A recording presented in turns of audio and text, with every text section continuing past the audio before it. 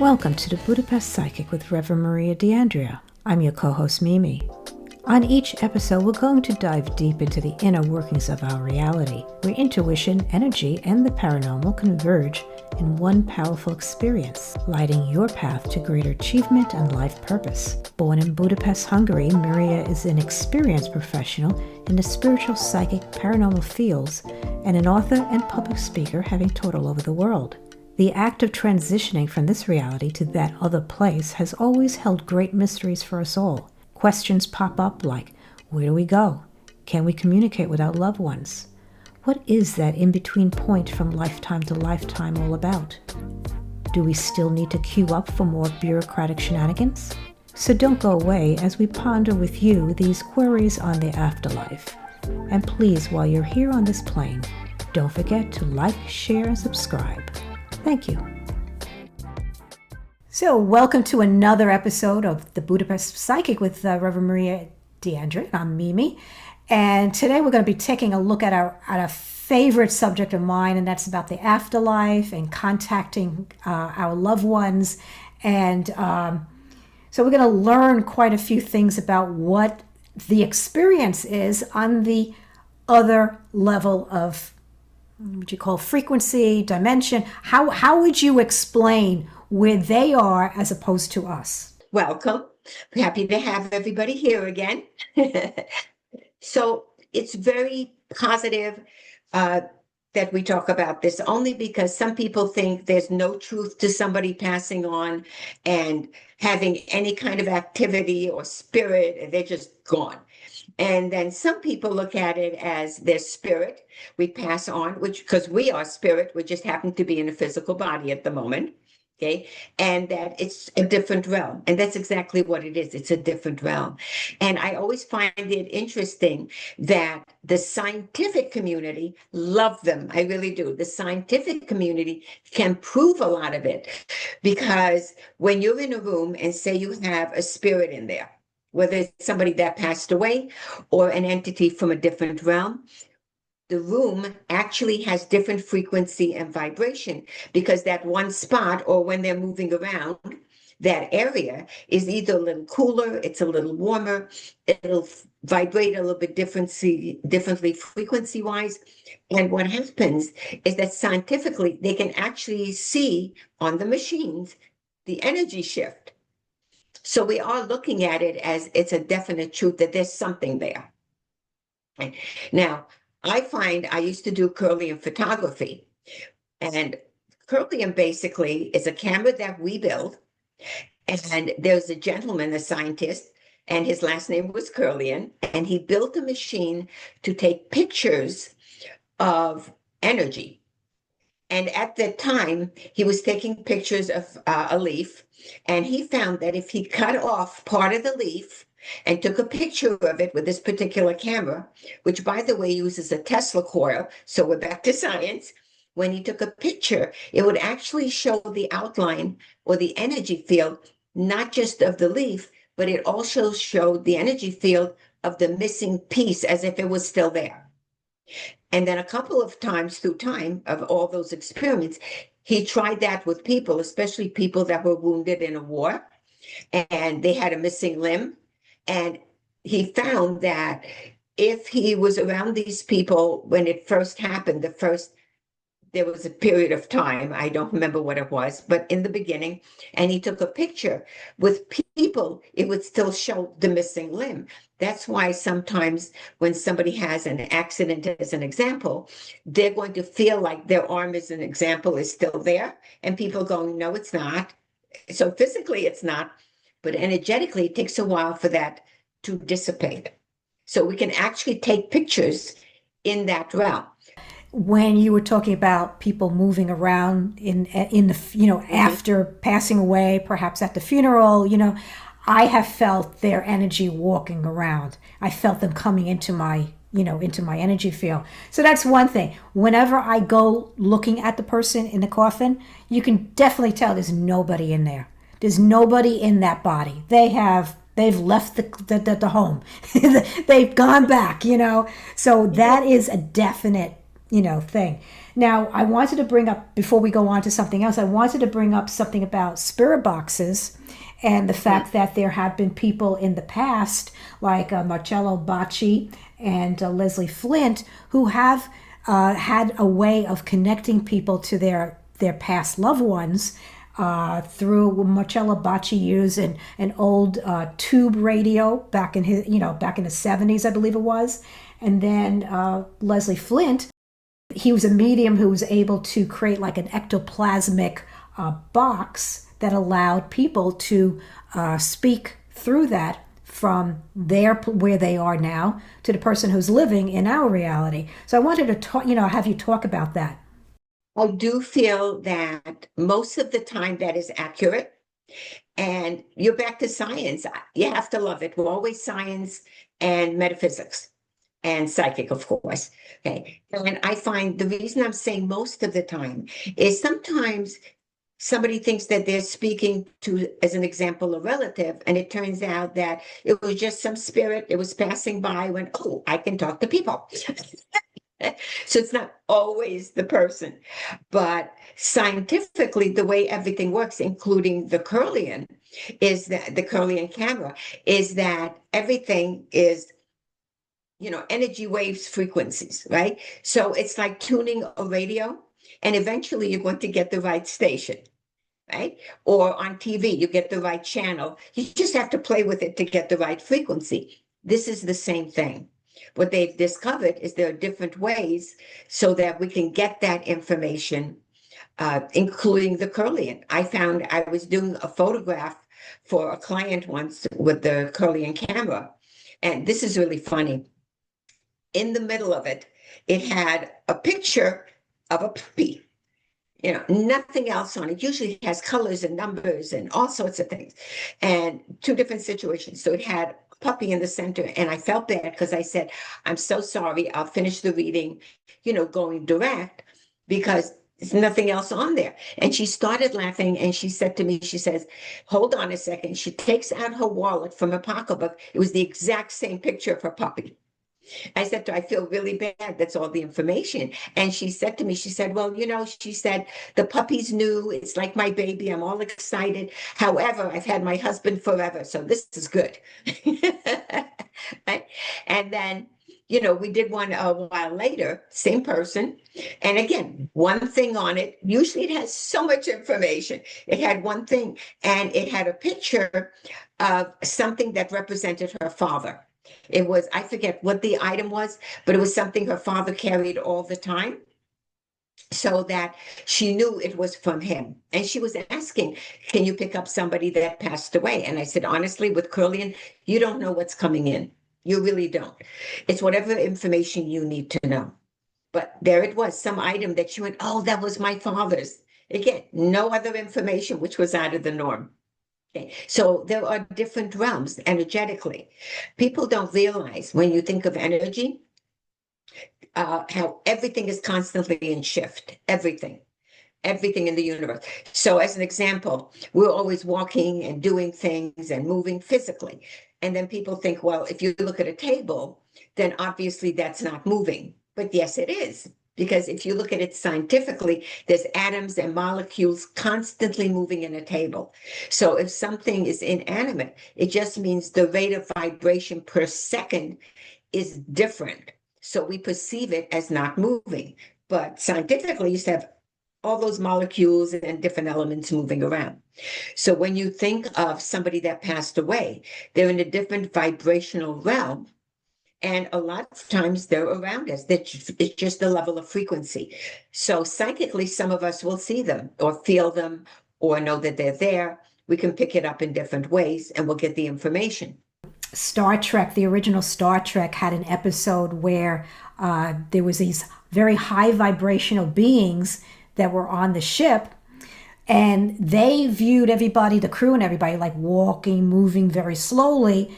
But until Kirk was able to get into their reality, he started to see the same thing. There was a quickened pace, And that was the reason why the crew couldn't see them or experience them. They only experienced the aftermath of perhaps things moving, but they didn't see it as it was moving because they were going very, very slowly and, in their reality. Because everything's frequency, there are different realms. Now, there are also on the other side, when somebody passes, there are different layers. And sometimes they coexist. It's just that mentally we can handle looking at it more as different layers. It's not literally one above the other. Okay. So, and it expands to so many. We know of 7 as a definite where we can gauge what's going on. And that's why, I always think it's funny when they have that saying about 7th heaven. We're like, well, yeah, there's a reason for that saying. Yeah, but there's different vibrations. And when somebody passes away, they can be around us by choice.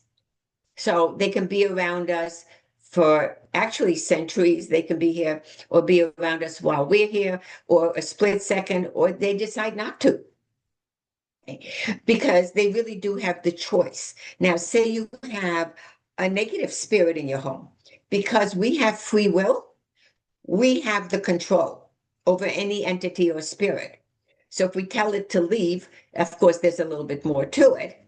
But if we tell it to leave, it has to leave. So if it was somebody negative, say a negative spirit that you didn't know, person passed away, they were not too good to start with, they didn't change immediately, right? We can tell them to leave. Maybe they're attached to the house. We can still tell them to leave. But when you're dealing with people that passed, don't forget, for centuries, shaman, psychics, magi, people, just everyday people that are doing, say, going to their job as an example. Okay, they may actually see spirit on the street and not recognize it for that split second. Okay, so they have that vision. It didn't occur to them, well, everybody else didn't see that person. Okay, because sometimes it's really quick. Sometimes it's not. Okay, but everybody has that ability. And if you think about it, we all know people where they had a relative pass away, and a little bit, for a little time after they pass, immediately after they pass, for a couple of minutes, they have a choice to contact us. Now, they may choose not to, but they have that ability, okay, before they move on, and then it gets a little bit more scattered. Okay, but in the first couple of minutes, you'll find that you feel somebody passed away before you get the phone call. You're really thinking about the person, and you don't know why you thought about the person. You're not thinking they passed, and then all of a sudden you'll get that phone call. I knew my father passed, and he never left Europe. Okay. So I had that in the middle of the night. So a couple of hours later, when I got the phone call, it wasn't as much of a shock. So sometimes they're making it so that it's easier for you, not for them. It's easier for you. You can hear from them years after they pass. So it's not always immediate, okay, because they still have a choice, but in the beginning, they can contact you differently. I remember I had a client where she had a relative get in touch with her years and years and years later. And she was shocked because, not that she forgot about the relative, but it's not like she's waiting and it's been years later. It wouldn't even occur to her. And Mimi, didn't you have an experience something like that? Yeah, with my father's passing Mhm. some years back, I was standing on a line in a pharmacy. I had just gotten a call that he had passed away, and I was about to rush over. What they always want you to view the body. So I was just, all of a sudden, as I was on the line there, I just felt like this sort of like a pulsation in my ears. If it was like either somebody kissing you or like a whisper, but I didn't hear anything. It was just like that type of a pulsation in my ear. So it was interesting, and I knew it was him. And I've had other paranormal situations like that where I knew, okay, somebody's around me. I can feel them. It's very interesting. People think that when somebody passes away, they look at it as, well, maybe they're upset, maybe they're still going through issues, and basically what happens, from my experience, because I deal with it, I've been dealing with it most of my life, two things happen. The first layer for lack of a better word, when somebody passes away and they're negative as a person, negative entities, negative people. Okay, there's the first layer where, think of it, this is not the way it is, but it's the only way I can explain it. Think of a gigantic box with all these people in it. So there's like barriers. That's a better way. So it's like having a grid or barriers to keep all the negative contained in one level. It is not a punishment.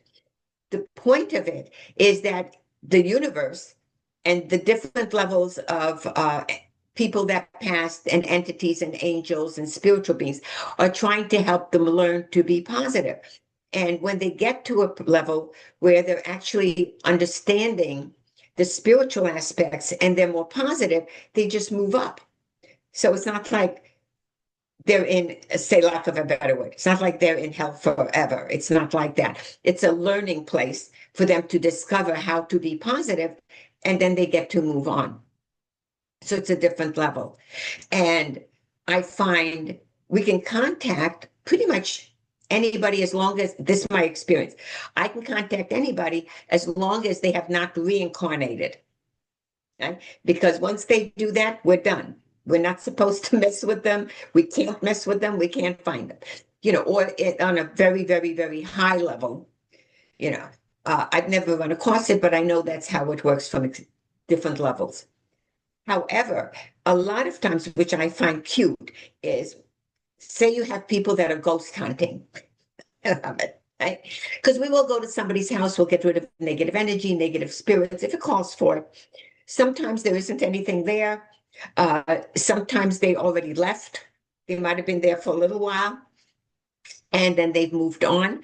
And the funny part, years ago, before a lot of the electronic things, the way we could tell if a house was haunted, you're going to left. The way we could tell is you would get newspaper or something equivalent, and we would cut like long strips. And then whatever room we think might have that energy in it, you would take the long strips and you'd scotch tape it all over the ceiling. And wherever the spirit moved, the paper would move with it. You can actually watch it.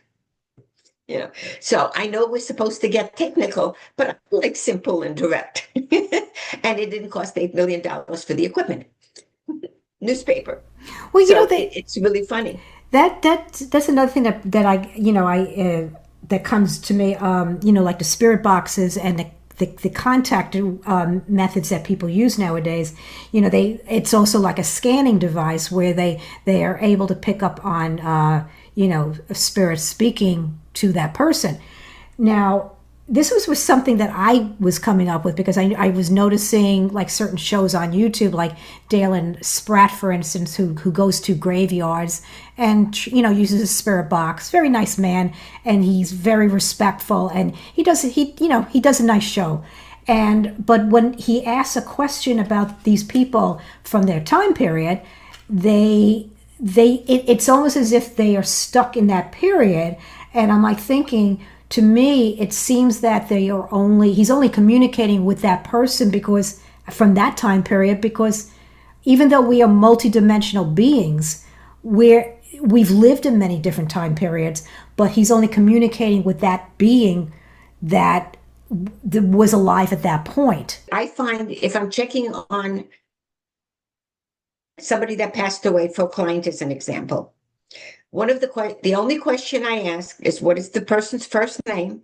And more or less, how old was the person when they passed? Because the way I see the person or feel them, but usually I see them, the way I see the person is the way that person was the happiest in their life. So they could have passed away when they were 99, and I might see them when they're 16, right? So I just need the first name, because we need to find them, right? I need the first name because that's an energy link, and more or less how old were they at the time of passing. But I'll see them at all different ages because they can choose what they look like. They don't have a physical body, so they can make a decision about it. And especially from the past, a lot of times they're reliving an experience and they haven't worked it out. And that's why they're grounded themselves in, say, a battlefield. They're still working on that. I find I was living in an apartment where it was two levels. I had the basement and the first floor. It was a two-family house. And it was really funny. I was living there, my son lived with me. And when we first moved in, I went in the basement because it had a washer and dryer, and there's two spirits in the basement. So first of all, I go upstairs and I tell my son, he goes, only you. You have to pick the house with the ghosts. You can't pick a normal house for us to live in. Like, wasn't on purpose. Right? And this was funny. There were two people. There was a heavy set lady in colonial clothes, and they were both in the basement, and she's just walking in circles. That's all she did. Look, she didn't even notice me. She's walking in circles. And then there was a gentleman dressed in the time of the speakeasy. So I'm talking to her, and she didn't realize that she passed. Right? So I explained it to her, and she was so happy to move on because she wanted to see her family and her relatives and people that she knew, and she was just so happy. So I helped her, and she moved on. So now with the guy with the speakeasy, I said to him, are you ready to move? And he said he's never moving. He's going to stay in the basement or somewhere in the house, but he is never moving. So I said, well, what is the issue so we can fix it? By the way, I told one of my students, if you ever move to that town, let me know what street you're on, because that spirit is still there in that house, because we don't force them to move if they're not hurting anybody. Right? So he said to me, what happened was the way he got killed was he was in a speakeasy with everybody else, his gang, and he had a young lady sitting on his lap. And first, the only thing he wanted to know was if the young lady is in a positive place after she passed, because another gang came in to the speakeasy and shot and killed everybody. Every single person. He just wanted to know if his girlfriend was fine on the other side. Right, which she was. And I said to him, well, if you were killed in that way, why don't you want to move on? So it took a couple of times. It's not like I got the whole story in one shot. And he said to me, the reason he didn't want to move on is because he knows he's going to hell. I said, they killed you. Why are you going to hell? So he said, well, what actually happened was him with his gang went to another speakeasy, killed everybody, and came back. So the other people that came over, different people, because the people they killed, they were all dead, but they came as retaliation. I look at it as there's different layers, but he was focused on he's going to hell because that was his belief system. And many times when you first pass, where you wake up, for lack of a better word, is whatever your belief system said. So as an example, there was a tribe in the middle of the United States somewhere, I don't want to name it, but what the tribe, and to this day, what they believe is that when you pass away, you get in a canoe on a river and you paddle upstream until you find all the teepees of your family, your ancestors, people you care about. You get out of the teepee and you can hunt and fish forever.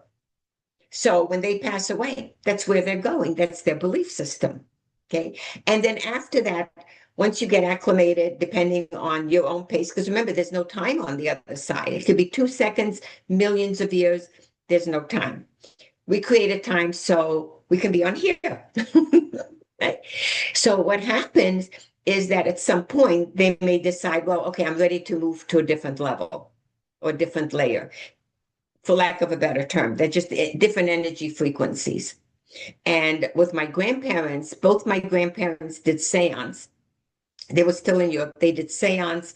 My grandfather did automatic writing. So they were always dealing with different entities and people that passed away. Okay. And what my sons like to call him having is a regular job. When I do this full time, I'm like, I have a regular job. I don't know what you guys are talking about. But they did that, with a few people in their town. They would get together once a week and do seance. Now, the funny part is, we were talking about it earlier. I did not know this because my mother didn't tell me any of it until my grandparents passed, which might have been able to help me with information. Yeah. But with all cultures, it's accepted that there is an other realm. Okay. And then, there are personal beliefs. So you always have to go by your own belief. I was doing a radio show once, and the gentleman said to me, if somebody says to you they don't believe anything you believe in, anything you've seen, anything you say, what do you say to get them to change their mind? And I said, we leave those people alone. They are in the right place for themselves. If they don't believe anything, that's fine. Or if they don't believe in anything, that's still fine. They are in the right place for we leave them alone. Needless to say, the person interviewing me wasn't too happy with me, and for some reason he never called me back again. Yeah. But a lot of people, like I said, individuals, shaman, psychics, mediums, you know, can deal with the other realm on and off or in a different way. And there's a big difference between a medium and a trance medium. So people always think it's the same thing, and it's really not. We're contacting in a different way. So a medium is an example. If I'm doing something, say I'm trying to find somebody that passed away, or I'm just trying to get information from a positive spirit or a positive entity. The way we get the information as a medium is we get the information, say, from the spirit or the entity, and we pass it on, whoever the client was or the person or the friend asking. So it's like listening to a friend and passing it on to another friend. That's exactly how it works. A trance medium is different. A trance medium, you don't have control of time or anything, because with a trance medium, what happens is you basically go out of your body and somebody takes over your body to speak. It is not you.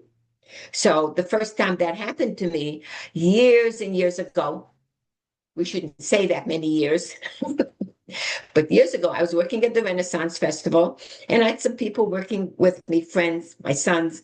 And at one point, I was doing readings and metaphysical work for days and days and days and days and days and days. So I was psychically high. So I'm doing a reading, and all of a sudden, I felt like I was in this big gray room, and it had gray walls and a ceiling and a floor, big gray room, and it was really, really comfortable, right? So in the front of the room, I hear this voice, and this voice is speaking and speaking and speaking. Now I'm at the Renaissance Festival, and I don't know who's speaking in the front. I don't hear what the words are. And I'm thinking about different things, how the day is going. And I'm thinking to myself, Renaissance Festival, they have a kissing bridge. I don't know where it is. Everybody else have gone there already. Why don't I know where the kissing bridge is? Oh, yeah, I'm working all the time. So I'm thinking about all these things. And then all of a sudden, I heard the voice in the front say something. I don't remember what it was, but the voice in the front of the room said something. And I remember thinking, that is the stupidest thing I have ever heard. And I snapped out of it, and I was still talking. So I was not there. And I'm looking at the woman, I'm still talking. I'm looking at the woman, and I'm thinking, did my head spin? Did my voice change? Nothing. Nothing. I was a little disappointed. I'm thinking something should have changed. It wasn't in there, And at the end, she was really happy about the reading. I don't know what I said to her. I have no clue. I don't know how long the reading was because I'm not there. So I can't schedule time, right? So she leaves. And the people I was working with, my sons, they came over and they went, "Where did you go?" I don't know. So over time, you learn to have control over that. You cannot control once you're not inside your body. Your spirit kind of shifted a little bit to the side to make room for somebody else to take over. You can control letting it come in because normally we allow it or we don't allow it. Okay. And mostly don't like that feeling too much. It doesn't hurt you because you always do some form of self-defense before you work. But I don't like that because I don't like to give up 100% control and not know what's going on with my body.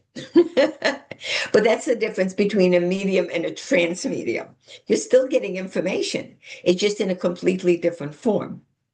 So when you're doing a psychic reading, basically you're getting information differently. In a psychic reading, you're getting information from a source, Usually, whatever your belief system is, you're getting information from a positive source, and you're just passing it on this way. And then we have tools. I do runes, they have tarot, they have all different things. So then you can do a tool to help you trigger getting an answer.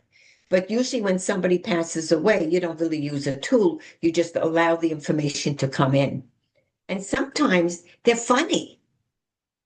They really are. I was passing information on to this gentleman about a relative. I don't remember anything inside the reading. I remember feeling bad because the whole time whoever passed away was picking on this guy and teasing him. I felt really bad.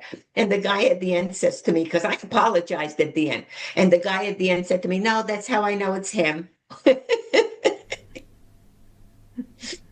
So psychically, we never put our opinion in. We don't leave anything out. We don't add anything in, because then through time, you actually lose the ability. You're supposed to pass on exactly what you get in any form. Yeah. But I find too, when people pass away in the beginning, a lot of people, not everybody, but a lot of people in the beginning when they pass have the same personality in the beginning, and then it can change down the road. And part of that is so you can recognize them. So say somebody passed away centuries ago, okay, and we're looking to get information, say from another shaman or somebody positive that passed away. Okay, the way we get the information is the way we will understand it.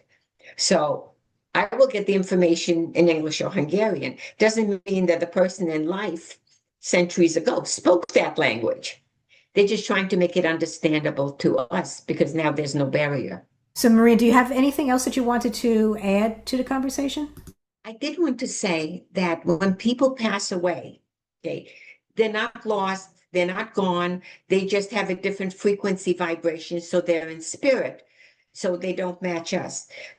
What I find, though, is any time that you really focus on telling somebody that passed away something important, or something just saying hello, if you really mentally focus and emotionally on telling them something, every single time they will hear you. Okay, so you can talk to them directly. If you just have a passing thought, it's not going to work like that. Okay, and sometimes people will ask for a sign. What you have to remember is their frequency is different. It might take them a while to be able to get a handle on moving anything physically, as an example, because they can't physically touch it. As an example, quickly, is that I had somebody where before he passed away, he was sick. He was in the hospital. He knew he didn't have a lot of time left. And he was talking to all his relatives. They came to kind of say goodbye. And it was definite. And he was very calm. He was all set to go. He said he had a good life. He didn't regret anything. He didn't regret the timing of his going either, right? He was at peace. Other people were upset. He was at peace. And he said he didn't know if he believed in an afterlife or not. But he said, if there's an afterlife, what he's going to do is he's going to come back and he's going to try to make a picture fall off the wall. So if you see a picture fall off the wall, that's him saying he's okay. And then later on, he passed away. Right. So everybody, or cousins, everybody is waiting in their house, right? All different houses. They're all waiting for the picture to fall so they can call each other. But nothing happened. Years went by. Years. They stopped looking. They gave up. They went, oh, forget it. Nothing was happening. Years later, every picture in every house fell. Every single one at the same day. Not, I don't know about the same time, but the same day. Now they're all calling each other, right? And they're talking. And you always have this one relative where this woman said, well, it could have been a coincidence. I'm saying every house, every picture. I don't think so. But she said, well, maybe it's a coincidence, right? Nobody listened to her, but she was just set on it's a coincidence, right? A couple of weeks later, every picture, every house just fell at the same time. Well, same day. I don't know about the time. Every single picture. Now they're all calling her.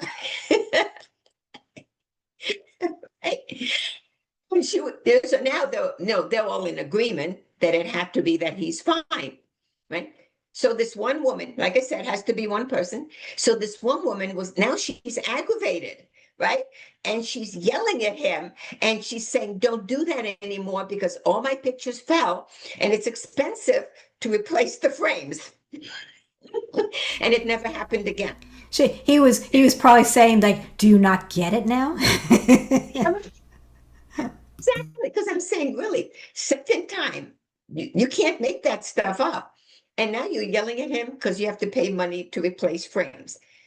You could have just said it was okay in the first time, it would have been fine. But like I said, sometimes they're funny, sometimes they're playful. Yeah, sometimes they just want to give you a hug. And once in a while, if you feel like you have somebody in the room with you, a lot of times you actually do. Sometimes they come by, see you're okay, and they leave. They're not always trying to give you information. Okay, but you would have a sense of somebody being in the room. And then logically, most people go, oh no, that can't be it. I just miss them. I'm overreacting. It's not her. Yes, it is. You would feel the difference. Thank you for joining us for today. I really appreciate it. And hopefully everything helps. And may God bless you abundantly. Don't forget to join us for more fascinating shows with the Budapest Psychic as we bring more stimulating content. Don't forget to stop by for our next show on Planet Power. Please like, share, and subscribe to get these shows to other like-minded seekers. For anyone looking for further information on Maria's services, contact her using any of these methods. We'll see you next time on the Budapest Psychic.